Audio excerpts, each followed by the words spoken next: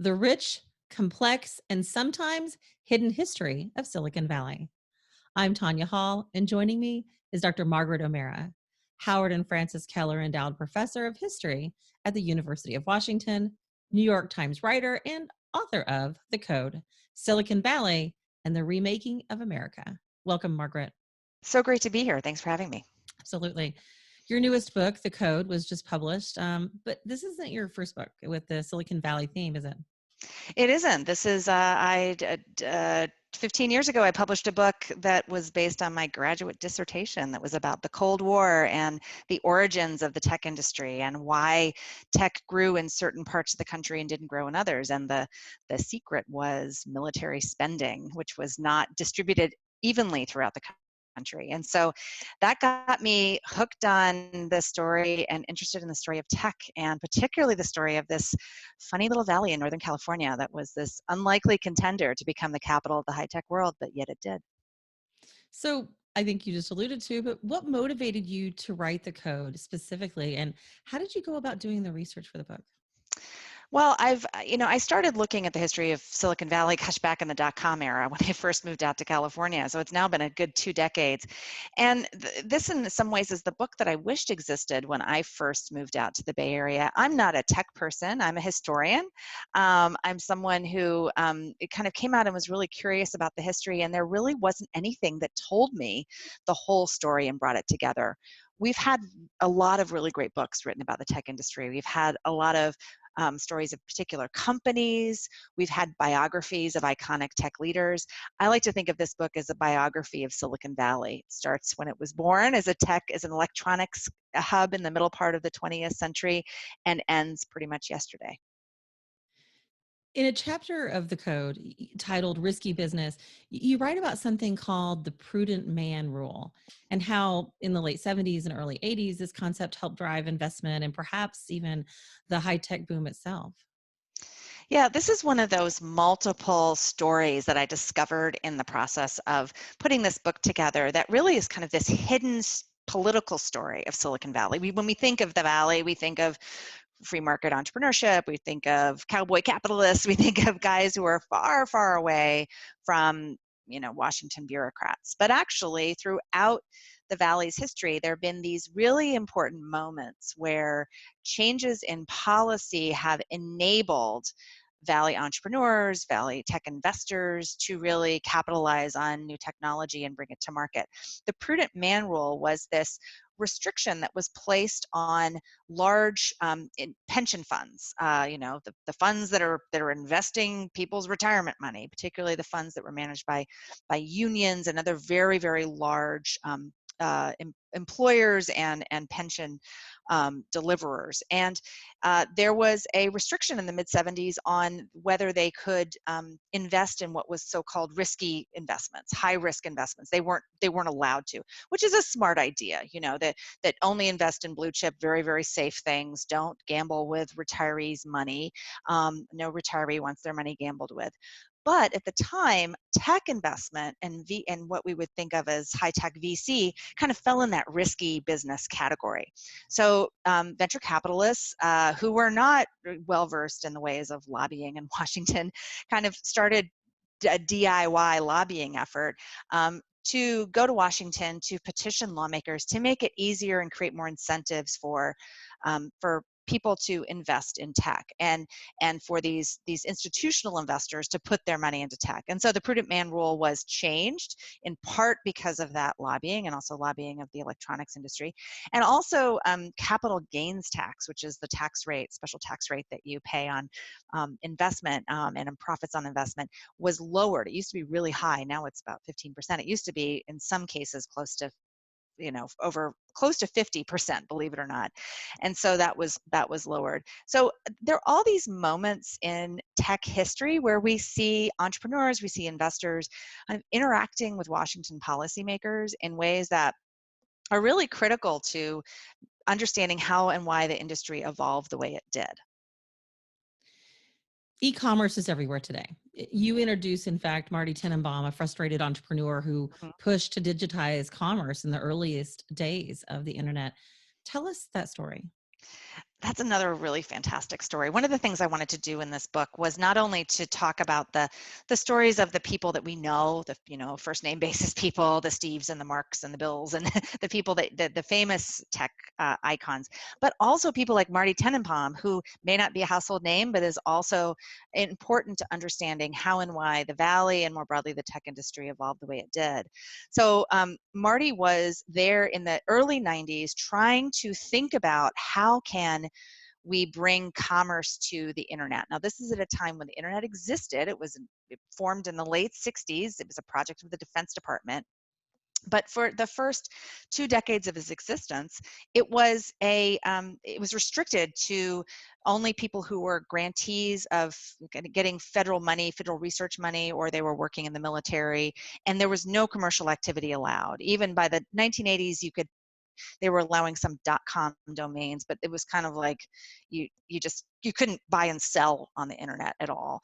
And so Tenenbaum is sort of walking around Stanford, kind of thinking about, okay, how can we somehow introduce commercial activity to this? And one of the things he understood was that people aren't going to buy and sell things on the internet if they don't have some assurance that the money's going to go through, right? That there's some transactional guarantee that you're going to have you're not going to lose your money somewhere in cyberspace. And so he was kind of right at the ground floor of forming a group of people in the Valley, and this sort of right at the time he started thinking about this. What DC lawmakers are in response to kind of internet uh, industry people saying, there's a great opportunity here. This is where, Al Gore, remember Vice President Al Gore, he got a lot of heat for allegedly saying, which he didn't quite say, that he invented the internet, but he didn't invent the internet. But he was really instrumental in the commercialization of the internet, turning the internet from this kind of this network that academic researchers could play on to something that you could buy and sell on and you could build businesses on.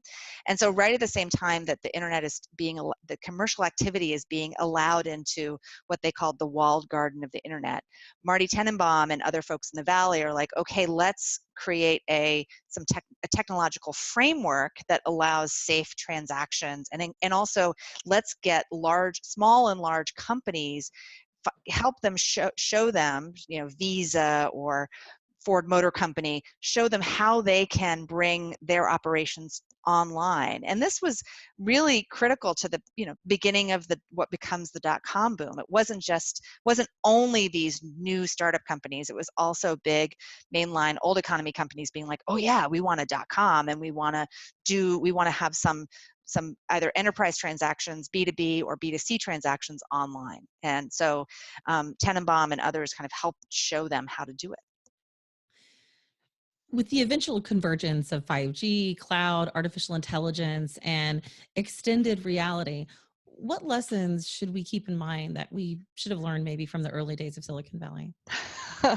Well, there are a lot of lessons. It's funny when you really look. I mean, that's one of the reasons I wanted to write the book, and why I think the book is important right now, not just for people in technology, but also tech users, which is pretty much everybody, which is understanding how we got to now. So some of the things we're really worried about now, both people inside the industry and also tech users and regulators are worried about, is this kind of, okay, what is how can these be dangerous tools? How can these be weapons as well as tools? And this has been a worry that's been present in the industry since the very beginning, since the birth of the all digital computer in the 1940s, that computer scientists themselves have been the ones often raising the alarm, saying, you know what, these things are marvelous, but they also have the potential to be dangerous. Or there is we need to be aware of what the unintended consequences could be of this technology if it's not applied very carefully. And worries about privacy, the worries that individuals' data and privacy can be compromised in an electronic environment, those have been present and been part of the public conversation in the United States and elsewhere since the 1960s. In fact, in the 60s and early 70s, there was a whole raft of legislation that was introduced on Capitol Hill. I talk about it in the book, that was all about how do we protect individual Americans' data from data banks, these mainframe computers that have the punch cards and have all the statistical information. But the whole conversation, this is so interesting, the target of all the angst right now, we're all, everyone's worried about Facebook, and then there was obviously no Facebook, but back then the target of, who's going to steal whose computers are bad guys, who's the bad guy that's going to steal your privacy, it was the government, because the US government was one of the biggest users of computer power in the early days, right? And think about, like, the government, the Census Bureau and the Pentagon, the draft board, like all this information that is now put on punch cards, digitized, processed, put in these big databases. And this is also the 60s and early 70s. What else is going on? Vietnam, Watergate. Trust in government is eroding. And so it's so interesting to look at these older conversations and realize, we've been worried about this stuff for a really long time. And some of the things that were legislated as a result, which the Federal Privacy Act of 1974, that the U.S. the one Privacy Act kind of that we have, was enacted in the wake of that, but it was all about government computers. It was all about individuals' right to know what the government knows about them. No mention of business. No mention of, and look, private sector was using electronic data processing. It was going to town with it. It was using it for marketing and all sorts of things, but that was not legislated away. And hey, if it had been, we wouldn't have Facebook, we wouldn't have Google, we wouldn't have found a way to monetize the internet without a million pop-up ads. But now we're realizing the problems that are created when you have this kind of wild west of very little, data collection or protection. It just there's very little restrictions on what these companies can do. And now there's a sort of, right now on Capitol Hill, there's both Republicans and Democrats. It's like the one thing that both parties can agree on is, like, we need to do something about this, and that's what we're working on now. Hey, there's something we can agree on. Yeah. Dr. Margaret O'Mara, Howard and Frances Keller Endowed Professor of History at the University of Washington, New York Times writer, and author of The Code, Silicon Valley and the Remaking of America. Great book. And certainly, I think if somebody wants to get a copy of that, Margaret, how can they do that? Or maybe if they just want to connect with you, how can they do that? Well, you can connect with me, and you can hit that buy button to get a copy of the book by going to margaretomara.com.